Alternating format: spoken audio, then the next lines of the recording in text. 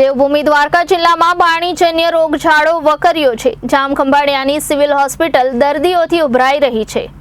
દેવભૂમિ દ્વારકા જિલ્લામાં પાણીજન્ય રોગચાળો વકર્યો હતો। જામખંભાળિયાની સિવિલ હોસ્પિટલ દર્દીઓથી ઉભરાઈ ગઈ છે।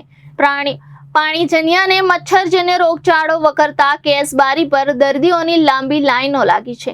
વાયરલ બીમારીને કારણે દરરોજ 1000 ઓપીડી નોંધાઈ રહી છે।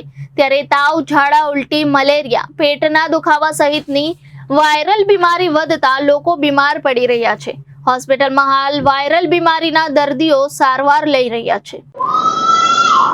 હું ડૉક્ટર મનોજ કપૂર, અધિક્ષક જનરલ હોસ્પિટલ જામખંભાળિયા।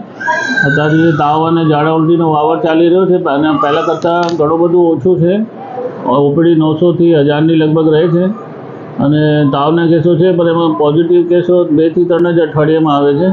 પેટના દુખાવાના કેસો છે અને ઉલટીના કેસો છે। એટલે લોકોને સાફ સફાઈ અને ચોખ્ખાઈ રાખવામાં અને બહુ અપીલ કરવામાં આવે છે। ઘરની આજુબાજુ પાણી જમા ન રહે અને ખોરાકમાં સાવચેતી રાખે તે અંગે અપીલ કરવામાં આવે છે।